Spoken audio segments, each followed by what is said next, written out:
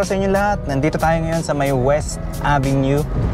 At today, pupuntahan natin itong North EDSA at mag-update tayo ng Unified Grand Central Station sa may bandang North EDSA. And bago tayo pumunta doon, dito sa may West Avenue, makikita natin yung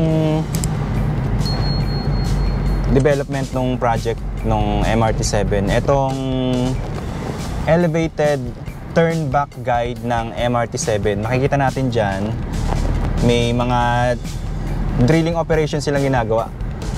So banda ron sa may papunta na ng EDSA, meron na tayong nakitang mga nakaposte na or nakatayo na ng mga columns. Ayan, nakita natin yung isang backhoe ngayon, gumagalaw siya at patuloy yung paghuhukay nila nung lupa para sa itatayo yung poste dyan.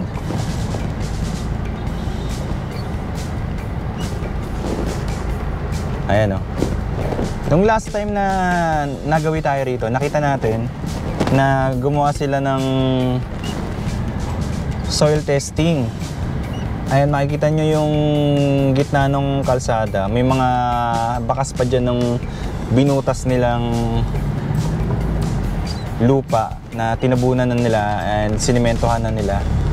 Ito yung ano ngayon, ito yung ginagawa ngayon nila dito. So mukhang hanggang dito lang ata or baka hanggang doon sa kanto ng stoplight. Ayan yung ano, backhoe. So dito sa part na to nagbubutas na sila. At dito na nila itatayo yung ano, yung mga columns. Dito naman may ano rin, may crane pa dito. Ayun, no, yung mga poste dyan talagang ano na, naka tayo na, o yung mga pundasyon ng poste. Medyo matagal na rin nung huling nag-update tayo dito sa may Unified Grand Central Station ng MRT7. Kaya ngayon dito tayo nagsimula sa may West Ave, papunta tayo ng North EDSA.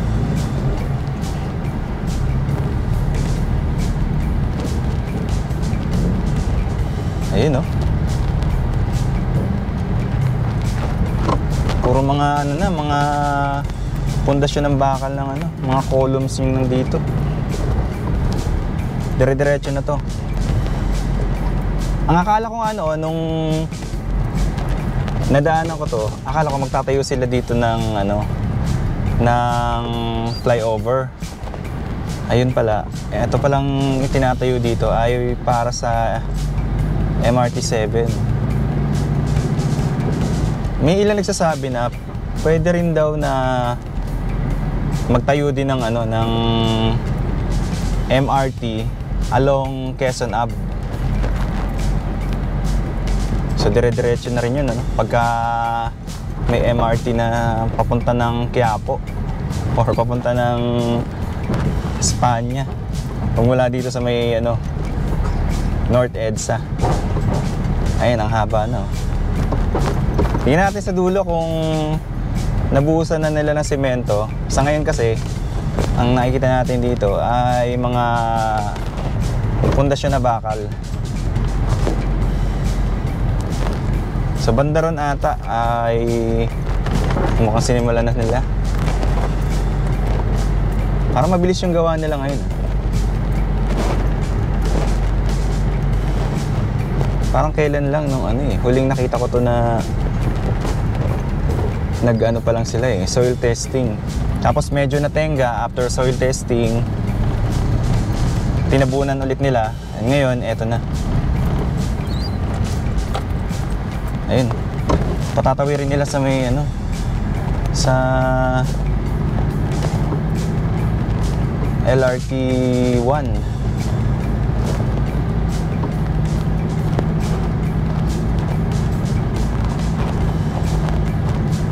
So dire-diretso na to. Dito nila pinadaan sa may ano, kabila. Dire-diretso na nga.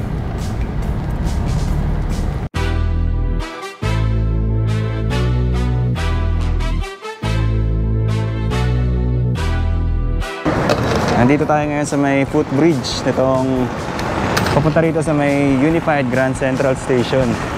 Dito sa may going North Avenue, ito yung station ng MRT7. Itong unang station dito sa North Avenue. Ito naman yung Area B ng Unified Grand Central Station. Punta tayo dito, may itinatay yung columns dito. Ayun.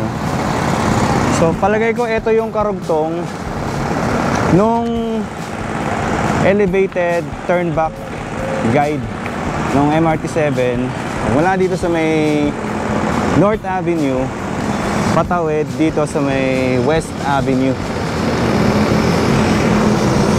So parang full blast yung operation ngayon, yung paggagawa nila. Ang daming mga workers dyan, no? Kahit na mag-alas 6 na ng hapon, ang dami pa rin gumagawa. Punta naman tayo dito sa... Dito. Ito yung Center Island.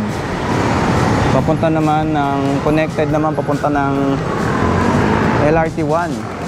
So yung dating tawiran, yung overpass, papunta dito sa may SM North, unti-unti na yata nga aalisin kasi wala na yung salamin, yung parang bakal na lang yung natitira dyan sa dating overpass.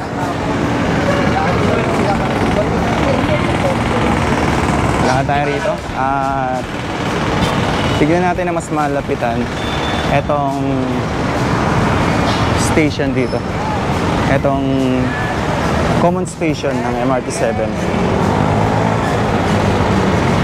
Hello. Biryani. Biryani si Kuya. Titinda ng biryani. Daming tao pag ganitong rush hour. So ngayon dito sa part na to, madilim. Wala pang gumagawa. Pero yung loob parang naano na nila eh. Oh. Natapos na eh. Yung siguro konti pang konting ayos pa sa interior. Pero sa ngayon, wala tayong nakikita ang gumagawa. Itong daanan pababa, sarado pa rin siya. Hindi pa rin siya pwedeng madaanan ng tao. Dito naman yung sa may papunta ng dating bus stop dito.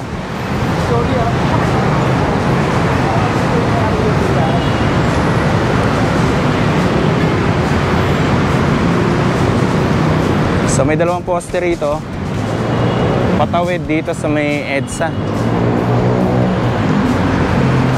Ito.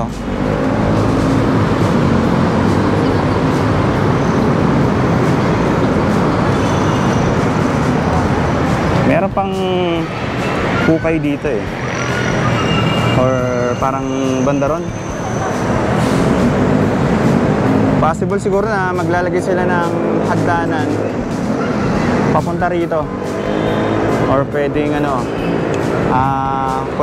connection mula dito sa may footbridge, pwede silang tumawid papunta doon.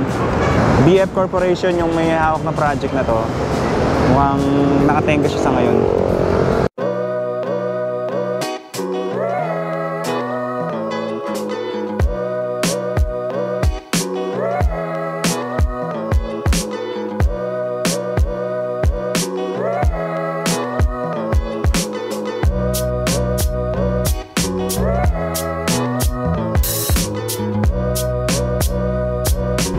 Ayan, dito sa may kanan, may isang poste, meron din sa kaliwa. So, dalawang columns yan. Ah, dito pala, sa mismong halos, EDSA. Ito pala yung dati na nakita natin nung nag-a-update tayo na may mga binubutas sila rito. So, para dito pala yun. Ayun, Tapos dito pa, may mga butas din dyan, sa kanan. So, ito yung ilalim ng, Unified Grand Central Station. Ang unang ginawa is yung sa may etong mataas na parang building dyan. Yung sa may malapit sa Trinoma, yung Area B. Feeling ko wala pa silang railway track. Oo. May napansin lang ako dito parang may natutuklap dito sa harapan ng ano. Oo nga. Ito, parang hindi siya ano. Parang ano lang siya, takip lang na, parang hindi siya metal, ano. Oo, kasi natutuklap. Parang siyang trapal na tinakip. Puno na tubig. Oo parang lumubo, ano. Ano yun? Parang trapal na dinikit or ano. Hindi parang siyang ano, yung parang, hindi siya yung paint. Bakal pala talaga. Oo, hindi siya ba. Bakal. Dito sa ngayon wala tayong nakikitang gumagalaw dito sa may ilalim ng ano ng MRT 7 Unified Grand Central Station. Sobrang daming tao ngayon, rush hour. Tumatawid dito.